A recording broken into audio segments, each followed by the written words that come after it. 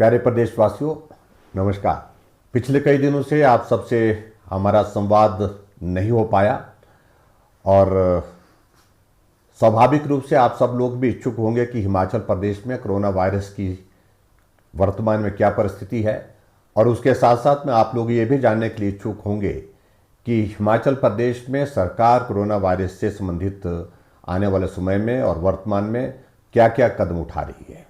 अभी तक हिमाचल प्रदेश में कोरोना वायरस के कुल 54 मामले 54 पॉजिटिव आए हैं, और उसमें से हिमाचल में जिनका उपचार अब चल रहा है उनकी संख्या 13 है जो हॉस्पिटल में है।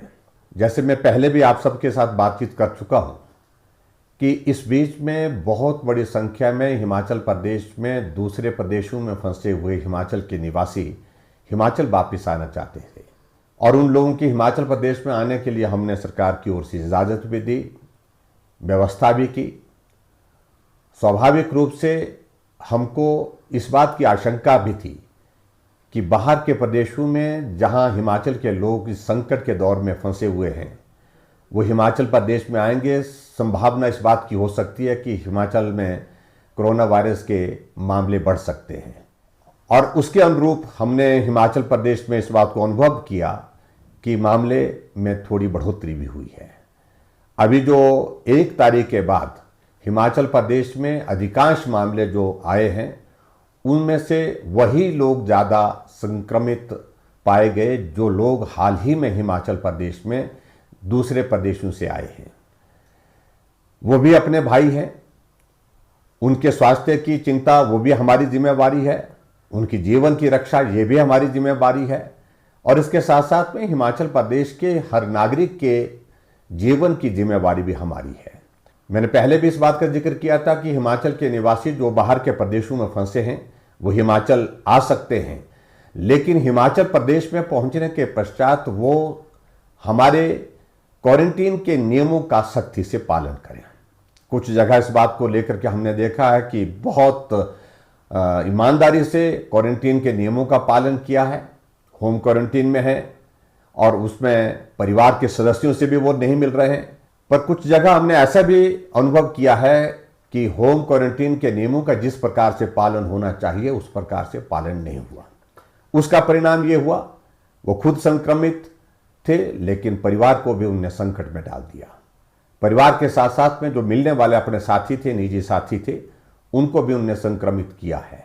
जितने भी हिमाचल प्रदेश में हाल ही में बाहर के प्रदेशों से जो हमारे हिमाचल निवासी आए हैं उनसे विनम्र निवेदन है कि आप होम क्वारंटीन के नियमों का सख्ती से पालन करिए। अगर पालन करने में कोताही होगी उसका नुकसान आपको भी होगा, आपके परिवार को भी होगा, हमारे हिमाचल प्रदेश के सभी निवासियों को होगा। ऐसी परिस्थिति में हमारे लिए विवश होकर के कानून के अनुसार कार्रवाई करने का भी निर्णय लेना पड़ सकता है।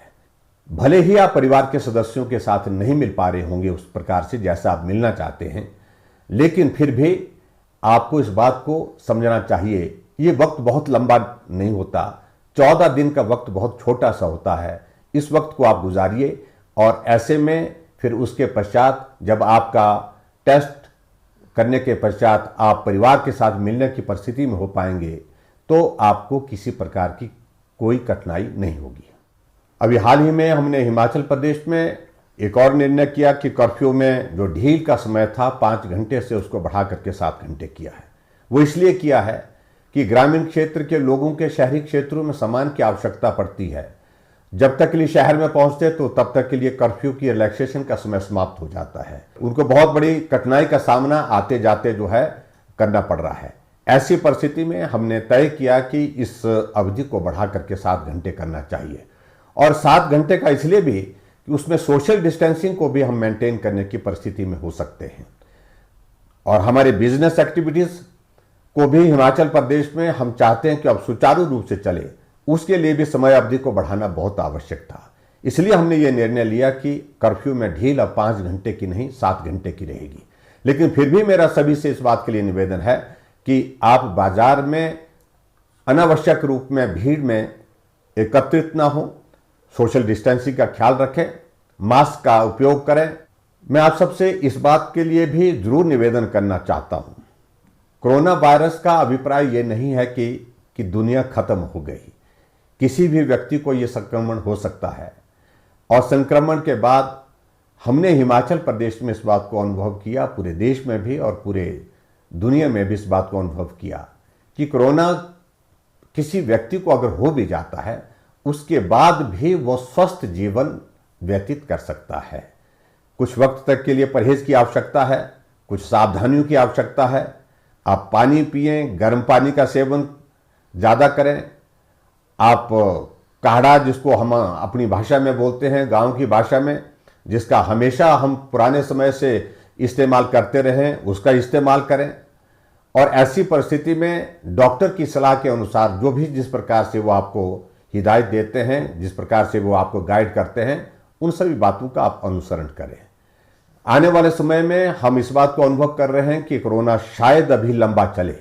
ऐसी परिस्थिति में हम मान करके चलें कि कोरोना के साथ जीना, कोरोना के साथ काम करना और हमारे विकास के कार्य भी चलें, हमारी फाइनेंशियल एक्टिविटीज़, हमारी सोशल एक्टिविटीज़, वो भी आने वाले समय में नियमित रूप से चलने की परिस्थितियों में हो सके।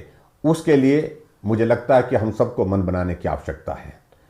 ऐसे में मेरा आप सबसे विनम्र निवेदन है कि आप सबका बहुत बड़ा सहयोग मिला है, हिमाचल प्रदेश के सभी भाई और बहनों का, हिमाचल प्रदेश में इस लड़ाई को लड़ने के लिए। आने वाले समय में भी आप इस लड़ाई में अपना सहयोग हमारे साथ बनाए रखेंगे, ऐसा मुझे पूरा भरोसा है। मैं एक बार फिर से उन सब भाई और बहनों का आभार व्यक्त करना चाहता हूं जो कोरोना वॉरियर्स के रूप में, जो फ्रंट में आगे आकर के इस लड़ाई को लड़ रहे हैं, जिसमें डॉक्टर, पैरामेडिकल स्टाफ और हमारे नर्सेज हैं और सफाई कर्मचारी हैं, पुलिस कर्मचारी हैं।